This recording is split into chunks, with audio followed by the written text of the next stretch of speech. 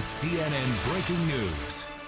All right, we do have breaking news. We are getting reports of explosions in Doha, the capital of Qatar, and beginning to see pictures coming back from that capital city. And we are getting word that this was part of a targeted Israeli attack. Let's get right to CNN's Jeremy Diamond in Jerusalem with the very latest. Jeremy, what have you learned?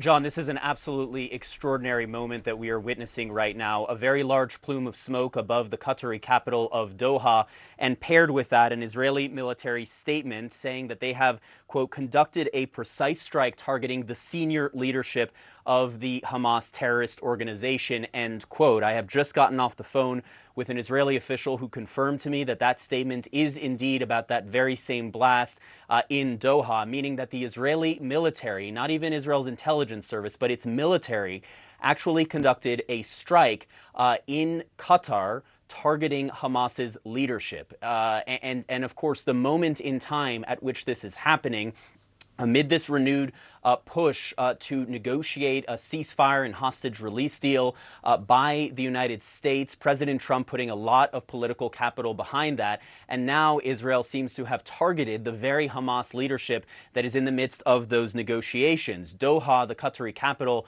is where several senior Hamas leaders are currently based and have been based throughout much of this war in Gaza, namely Hamas's leader, Khalil al-Hayya. Khalil al-Hayya has been not only Hamas's leader in the wake of the killing of Yahya Sinwar, but he has also been the chief negotiator, engaged not only through the mediators, but also at times with U.S. officials in negotiations over the future of the war in Gaza, the future of the fate of the hostages being held inside the Gaza Strip throughout these nearly 2 years of war.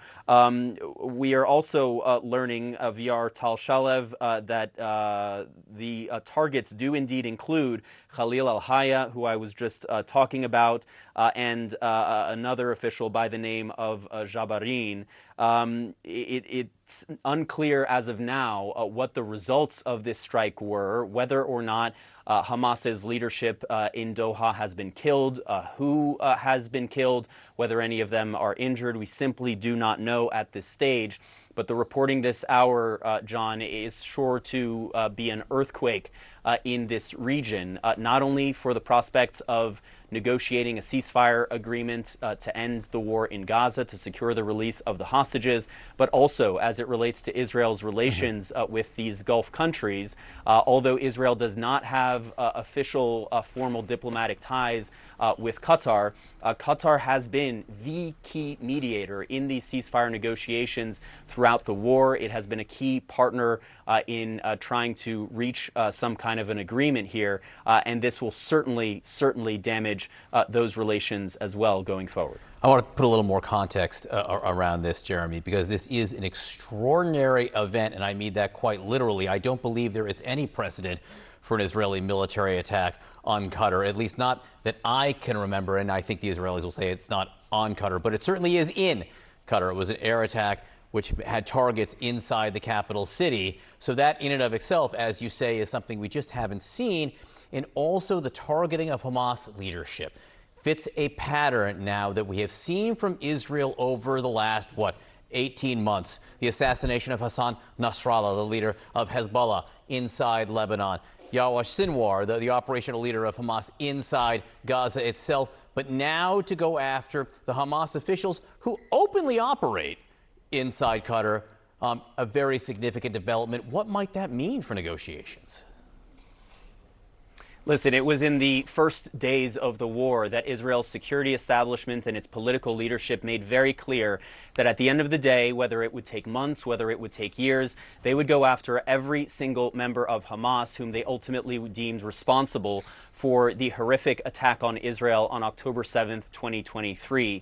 And we have watched them tick down that list over the course of nearly 2 years of war, both inside the Gaza Strip, where they killed Yahya Sinwar, who was Hamas's the primary architect of that October 7th massacre, ultimately rose to become Hamas's overall leader, both inside and outside of the Gaza Strip, whether it was Ismail Haniyeh, whom the Israeli Mossad killed in a special operation inside the Iranian capital of Tehran, or when you were talking about Iranian proxies outside of Israel, like, as you said, the leader of Hezbollah, Hassan Nasrallah. I mean, Israel has been going down its enemies list over the course of the last 2 years, and this certainly appears to be a continuation of those efforts, and also making clear from the Israeli side that they do not see a distinction between the political leaders of Hamas, the leaders of Hamas's political wing, and the leaders of Hamas's military wing. And this is yet another example of that, in a way that the Israelis are demonstrating that not only is no one outside of their reach, but that they will, go to any lengths, including striking inside of a country like Qatar, which has been a reliable mediator between the Israeli and the Palestinian side.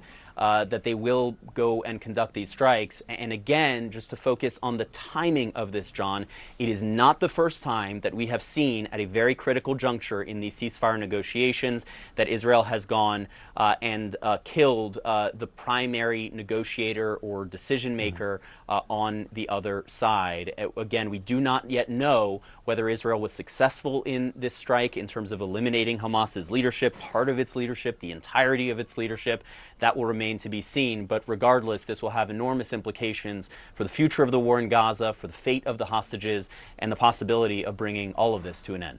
You know, Jeremy Diamond, stand by for a second, if you will. Check back in with your sources if you need a second on that, because the next big bit of information will be whether or not this was successful or not. In the meantime, I want to bring in Kim Dozier, CNN Global Affairs analyst. You've been listening to these reports, beginning to see some pictures trickling in. We'll get them up for you as soon as we verified the pictures that we're seeing of these explosions inside Qatar. But what do you make of the timing and the messaging here, Kim? Well, President Trump had just said something about giving the last warning in the next 48 hours. So this could have been coordinated with Washington, but we don't know. But it is shocking that the Israelis would attack inside a Gulf capital where there's no combat activity whatsoever. The last time they did something like this was an assassination that allegedly targeted a Hamas leader in the United Arab Emirates in 2010 in a hotel. And those agents were caught on camera. That's how that attack was revealed. But to do an airstrike in the middle of a very busy capital, Doha is a very modern city. In the time of day, there would have been a lot of traffic around. So I've been trying to reach Qatari contacts to ask if any civilians were killed or injured in this attack. I think that will depend, that will determine what a lot of the reaction is going to be, just how precise this was. But, you know, these were the people that Qatar was negotiating through. And historically, the Hamas officials in Doha were the ones more likely to say yes to negotiations, to compromises, than the more hardline Hamas leaders inside Gaza. Yeah, you just ran down a list of questions I have. You know, what does this mean if it's successful for Hamas? What does it mean for Qatar and its role as an intermediary? And what does it mean for the United States as the president in the Trump administration is standing by watching and involving itself where it can in negotiations? Yeah, if it proves that the U.S. was informed of this ahead of time, it's really going to damage relations with Doha. And Qatar has been a key nation to do outreach, for instance, to Iran, to several different actors that the U.S. normally doesn't talk to directly. But most importantly, with the UN General Assembly coming up, there was a hope that some sort of a last-ditch compromise deal would be reached, that Hamas would agree to this turning over all 48 Israeli hostages, including those deceased, in a 48-hour period in exchange for thousands of Palestinian prisoners, and that might forestall this imminent Israel full-scale invasion of Gaza City, where Israeli officials have said they're going to basically hit every single building because they think Hamas has tunnels underneath and has command centers throughout the city. And that's going to be devastating to those who are refusing to leave. I don't see how Hamas says yes to that after this strike. I think we did just get some video in. I saw a flash frame go up there of smoke rising over the skyline in Doha. You can see right there a pan. Not sure I see anything in this shot, but there are others that we have in right now. Maybe smoke over that archway right there. We're going to keep scouring, getting more video, getting reports in. Jeremy Diamond is working his sources. Kimberly Dozier, don't go far. Much more on our breaking news just ahead. This is a significant development that may shuffle some of the diplomatic efforts going on to end the Israeli war with Hamas. An extraordinary, unprecedented moment with Israel trying to target Hamas officials inside the Gulf nation of Qatar. Stay with us.